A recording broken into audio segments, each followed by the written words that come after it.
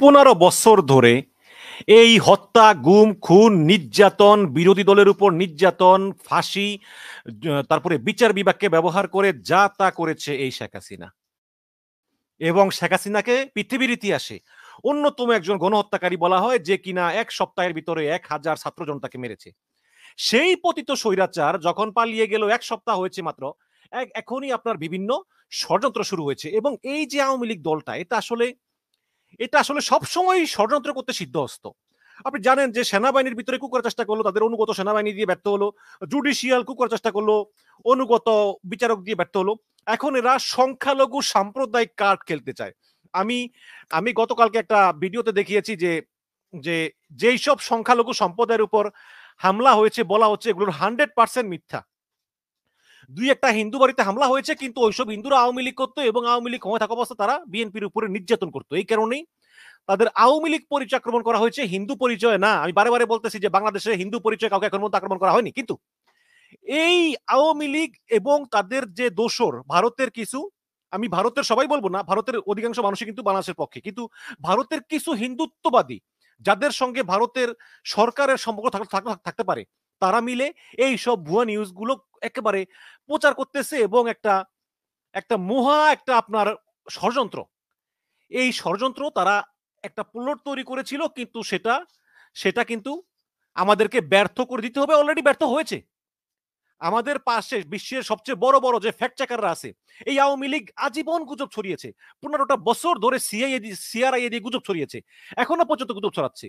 এবং এখন আবার দেখি যে আমাদের ইউনূস সরকার গণতন্ত্রের নামে এদেরকে বিভিন্ন সুযোগ দিচ্ছে। যেমন ওই যে বঙ্গবন্ধুর 15ই আগস্টে বিভিন্ন বিভিন্ন আচার আচরণ, যারা 15 বছর ধরে বিরোধীদেরকে তাদের কিছুই করতে দেয় নাই, কোনো গণতান্ত্রিক অধিকার লেভেল প্লে কিছু দেয় নাই। এখন গণতন্ত্রের নামে এই আওয়ামী লীগকে আবার রাজপথে আসার সুযোগ দেওয়া, যারা যারা 1 সপ্তাহ হয় নাই গণহত্যা চালিয়েছে। এখন এটাকে কিভাবে দেখবেন আমি জনগণের উপর ছেড়ে দিলাম। শুধু এটা বলি যে এই সংখ্যালঘু কার্ড খেলার জন্য এই দেশে থাকা 5 নেতার নির্দেশে এই দেশকে অস্থিতিশীল করে ইউনূস সরকারকে উৎখাতের পরিকল্পনা ছিল আওয়ামী লীগের। এবং এই দেশকে অস্থিতিশীল করতে প্রায় 1000 কোটি টাকার বাজেট ছিল ওদের। এবং ওরা সংখ্যালঘু হিন্দুদেরকে হাতিয়ার বানিয়ে ওরা এই কাজগুলো করত।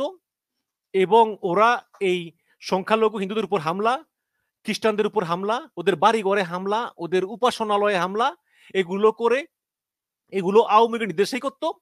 করে আপনার ওরা আপনার দেশকে অস্থিতিশীল করে ভারতকে দেখাতো যে দেখো দেশে কিন্তু হিন্দুরা নিরাপদ না।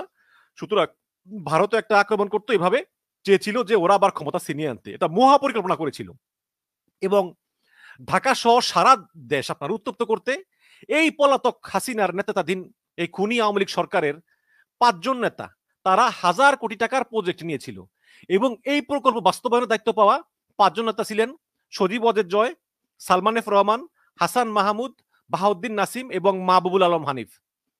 এবং আওয়ামী লীগের এই পরিকল্পনার অংশ হিসাবে প্রধান টার্গেট করা হয়েছে হিন্দুদেরকে।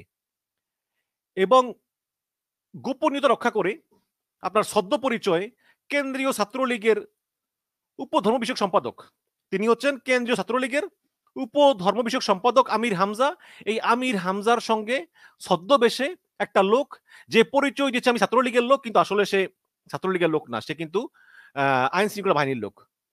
তার সঙ্গে কথা বলে জানা যায় যে সারা দেশে, এই আমির হামজা বলে যে সারা দেশে সংখ্যালঘুদের বাড়ি ঘরে গোপনীয়তা রক্ষা করে হামলার নির্দেশ আছে বিদেশে পলাতক নেতাদের কাছ থেকে।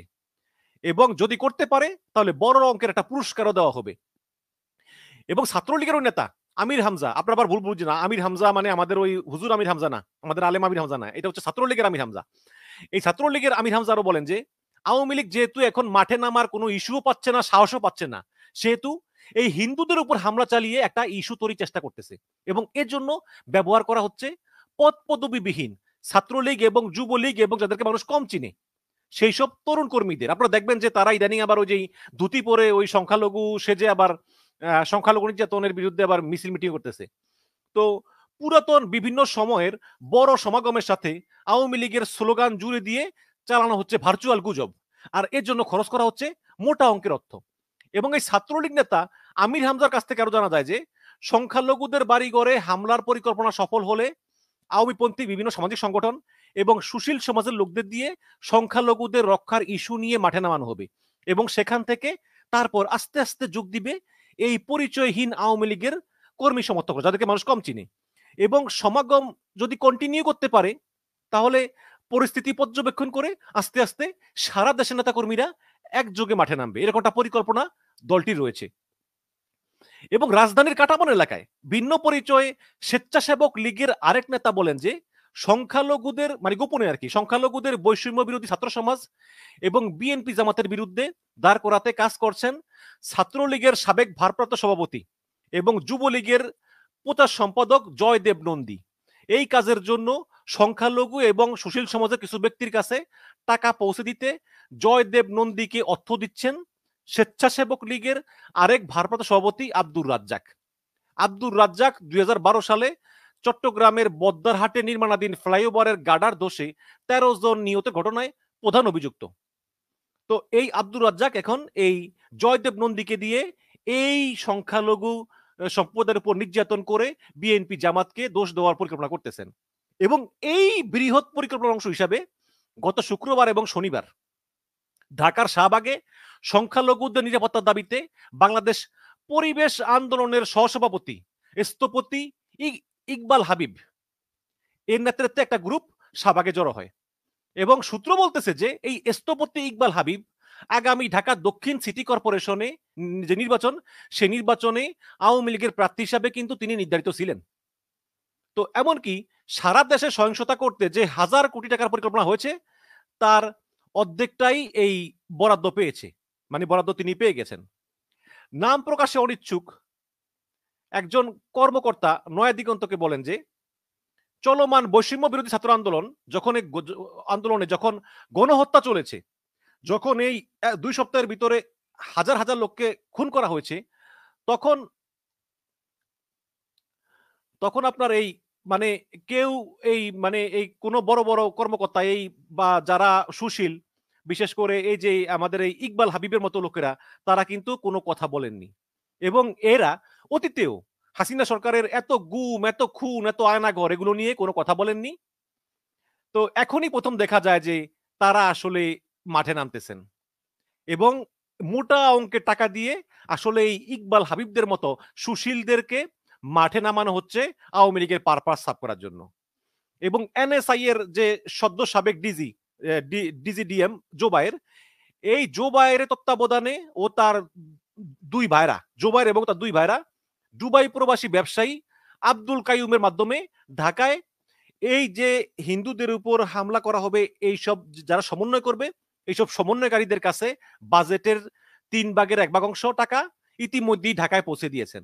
কিছু টাকা গত 2-3 দিনের মধ্যে সালমান এফ রহমানের পিএস শফিকুল ইসলামের মাধ্যমে স্থপতি হাবিব ইকবালের কাছে এই টাকাটা পৌঁছায় এবং এরই মধ্যে গোপালগঞ্জ জেলা আওয়ামী লীগের 2 নেতার কাছে এই প্রকল্পের অর্থ পৌঁছে দিয়েছেন আপনার যুবলীগের যে সাবেক চেয়ারম্যান ওমর ফারুক, সেই ওমর ফারুক চৌধুরীর ঘনিষ্ঠ এবং মিরপুরে আপনার যে বিআরটিএ নিয়ন্ত্রণ করে সেই শেওড়াপাড়া আওয়ামী লীগের নেতা শামীম।